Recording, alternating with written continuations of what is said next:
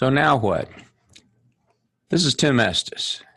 How is the 2020 election going to affect you and your money? Now, I want you to understand, this is not going to be a political discussion. We all have different ideas, different thoughts, but there's an excellent chance that you probably know exactly where I stand, but this is not a political discussion. The realities are that new politicians come in all the time, and as of this recording, it seems pretty certain Biden and Harris won the election. So this is for you if you are retired, you plan to retire in the next 10 years, or you plan to retire someday. So why should you listen to me? Well, you should listen to me because what has happened is going to have an impact when it comes to your taxation. I think that's pretty fair to say. And between you and me, I don't think it's really mattered who won. The issue of taxes in the future is real, and it's going to happen no matter who is in office. And I don't think it's always going to be pretty. So I'm Tim Estes, owner and CEO of Estes Financial Services. We've been in business since 1991. My partner is Bree Reyes. She and I both are certified financial planners. And between us, we've written numerous books, articles, had interviews on radio, TV, and print. Investment advisory services are offered through Estes Financial Services, Inc., a registered investment advisor. So, why am I teaching this? Well, I'm teaching this because baby boomers are getting older and more of them are getting to the retirement age where there's going to be a need for what we term entitlement spending. This is Social Security, Medicare, Medicaid. We've seen a dramatic rise in the national debt over the last 12 years. And going back a little further than that, but it continues to grow. COVID certainly didn't make things any easier, and now we have a change in the administration. So it's only natural to wonder, how is this going to affect you? So what you're going to discover is that the impact of past elections may not be what you thought it was. So we're going to go over that. I'm also going to explain to you why I feel strongly taxes must rise, and then most importantly, what you can do about it. So let's look at the impact of the leaders in the past. So let's look at Harry Truman. Harry Truman was president for almost 8 years, about 7 years actually. FDR died shortly after beginning his 4th term, and that's when Truman took over. During Truman's time, he was there for 2 economic expansions and 1 recession, and the debt to GDP, or gross domestic product, was 71%. And you can see the markets, a large U.S. stock market grew 35% during his first term and a whopping 128% the second. And if you don't recall, Harry Truman was a Democrat. He was followed by Ike, or Dwight D. Eisenhower, who was a Republican. Now, Eisenhower was there for 2 terms. He had 2 economic expansions, and he had 3 recessions. So debt to gross domestic product was 54%. And as you can see, in the first term, the market more than doubled. In the second term, it was up 43% over the course of that time. Now, that's a pretty nice track record. Next, JFK, as we know, was only president for a very short period of time. I think it was just under 3 years that he was president. He had 1 economic expansion and no recession. The debt to GDP was 49%, and the market was up 34% during that time. His successor was LBJ, and LBJ was a Democrat, just like JFK. The markets did well, 65% first term, 39% in the second. And LBJ was president during the height of Vietnam. He probably and most certainly escalated that war more than all the others. Most people aren't aware that Vietnam really started under JFK, and then it was LBJ who expanded it. But there were no specific expansions or recession during his time. He just basically maintained the same expansion that his predecessor had. GDP to debt was 39%. So you can see debt as a percentage of the gross domestic product was going down. That leads us to the Nixon era. Debt to GDP was also 31%. Everybody knows about Nixon. He was, of course, a Republican. First term, not too bad, a return of 28%. His second term, however, was disastrous. It was down 29%. And of course, he had to resign during that period because of Watergate. His vice president took over, and that was Gerald Ford. And you can see he had one economic expansion, and debt to GDP was 34%. Then came Jimmy Carter, a Democrat with a market return of 55%, one economic expansion, one recession, and the debt to GDP was still very low at 32%. Ronald Reagan came along, and he is generally regarded as being responsible for a huge economic expansion. But he also had a recession in there. He was president for 8 years, and you could see cumulative return, first term of 50%, and the second term, it really took off and it had 98%, market doubling during that time. He was followed by George Herbert Walker Bush, who both had an expansion and a recession during his time. Notice how GDP is starting to grow. It's creeping up. It's up to 61%.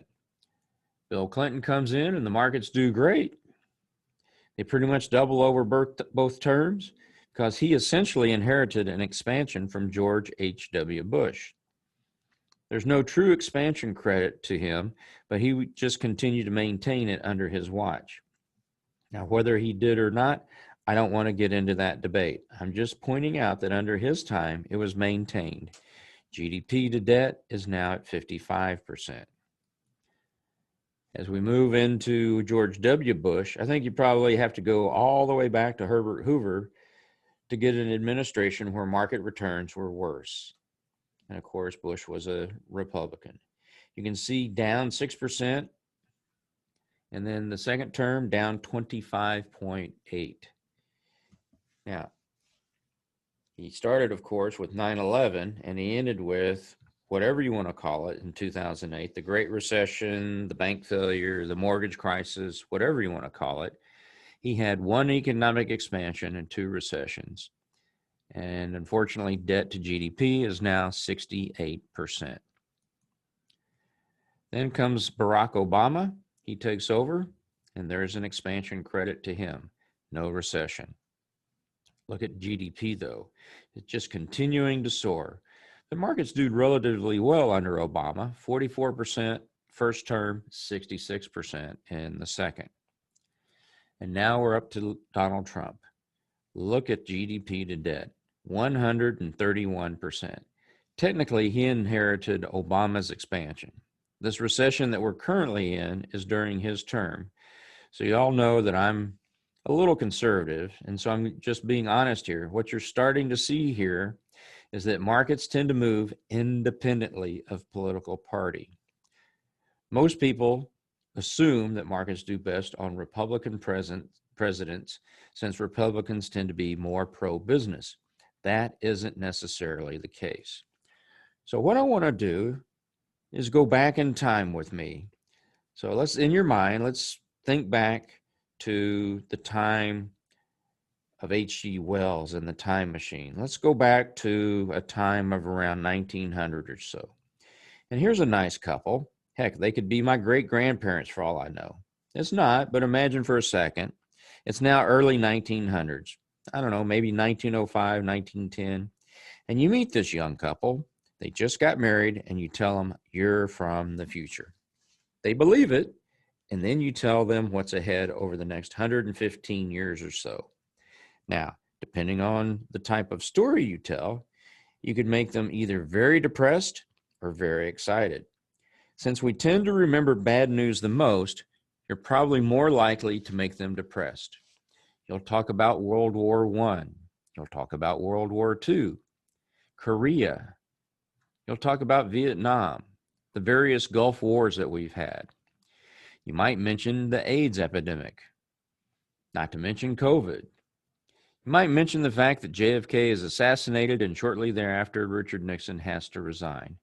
You could certainly share the economic data that I've just shown you. You could go on and on and on. And I think probably by the time you're done, this couple will make sure they never have any children because they're going to be quite fearful of what's ahead. However, this is all based on perspective, because I think we would all agree that the quality of life that we live today, especially for those of us fortunate to live in the United States, is far superior to the past. You couldn't even compare it. We take it for granted. But despite the problems that we have, life goes on, which is why markets continue to improve. They continue to go up over time. History tells us that presidents come and go, but markets find a way. So what do you need to do? Here's what you need to do. You need to avoid speculating and gambling. You need to avoid speculative moves. Yeah, bad news is going to come, but you're never going to know when it will come. I mean, I was just reading today, somebody is predicting there's going to be another major stock market pullback, but I don't know when. That's completely useless information. The news source that provided that should be banned. No, I don't really think they should be banned because I believe in the First Amendment. However, that's an idiotic opinion. You need to avoid speculative moves, and you need to build a portfolio for both the short and the long term. You need to have a portfolio that when markets go down, the money you need in the short term is not affected. But when markets go up, you benefit from it. I also strongly recommend you maintain optimism because as dire as things may seem historically, they're not all that bad. We've had pandemics before. Go back and read about 1918.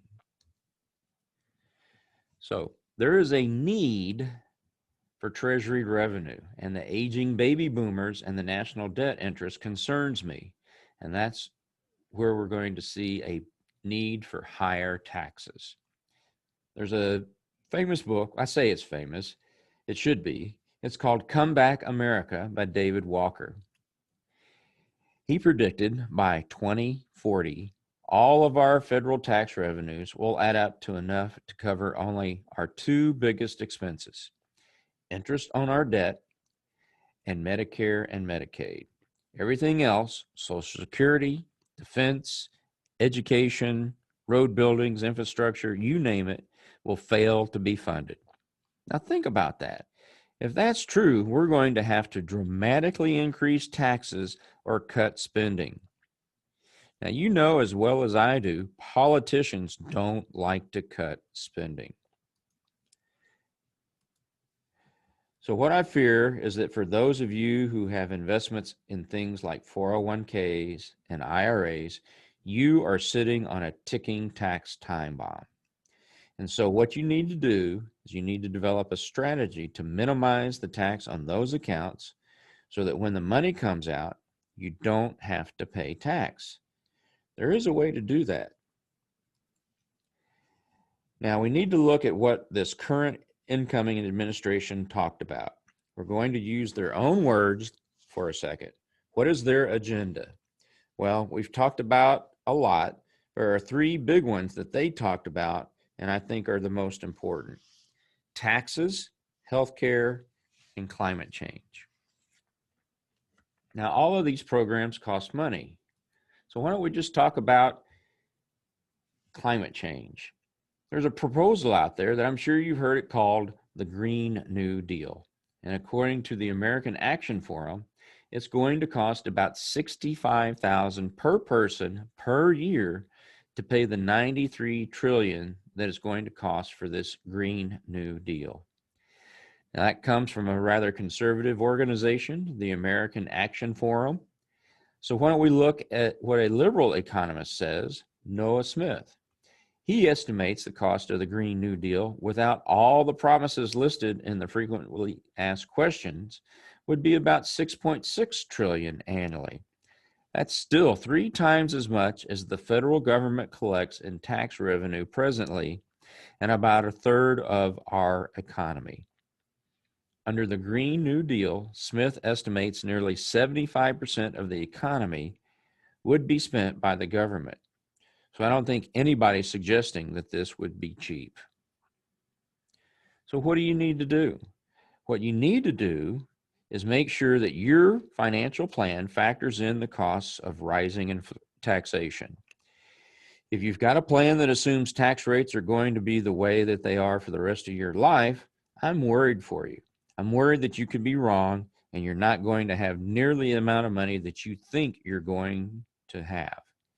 You have to be prepared to adjust your spending in light of greater taxes or protect your savings so that they don't get taxed as much. So far, we've discovered and I've shared what the presidential impact is. And basically the presidential impact, it's unpredictable. We've had good markets with Democrats and Republicans. Taxes may need to go up. In fact, I would say they have to go up. But that's one man's opinion to address past obligations, Social Security, Medicare, and Medicaid. They're not going away. They are in place. Plus, taxes may need to go up to address the new incentives that the new administration may want to have. Now, whether they can get those passed, that remains to be seen. I know as of this recording, there's also talk of forgiving a significant portion of college debt. Well, that's going to require money to do that too. So I hope you get this one thing, and that is don't put your head in the sand. I do think the future will always be reasonably optimistic. It's just the way life has gone. But people will be affected by the decisions that are made by our government. So I hope you get this one thing, which is to act. Find out how you are currently positioned.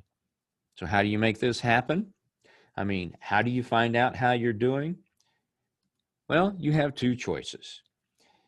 You know, if you already have a plan, you can certainly create one through trial. If you don't have a plan, you can create one through trial and error.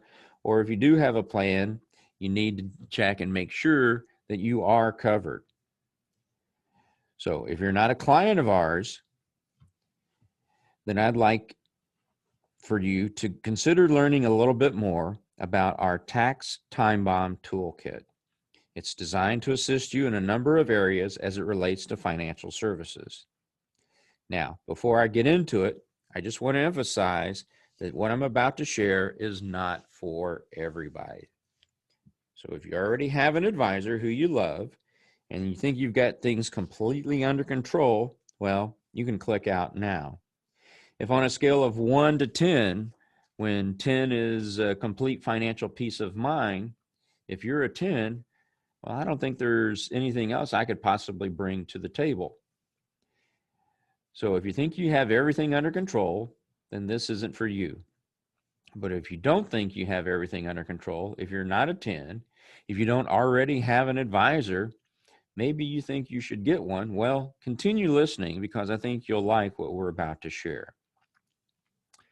Effective financial planning has five main questions. It really does boil down to just a few questions. Number one, how do I avoid outliving my money? 2, how do I get the return I need with the least amount of volatility or risk? How can I cut my taxes? This is very important. It's what we've been talking about. What insurance do I really need? And how do I best pass my assets after I die? This is what good planning addresses, these 5 areas. Now, the actual answers to these questions can be quite complex, but all good planning addresses these 5 questions. So the question for you is, does your current plan do this? Sometimes people don't know. If it does, but they're not aware of it, or they think it addresses it and it doesn't. Some people just don't know. So our system, the Tax Time Bomb Toolkit, is one way that you can find out if you're covered and how you're doing. So your next step, schedule a 15-minute call with me. It's very simple. You just click on the link, meetme.so/Estes, and you can book a 15-minute chat.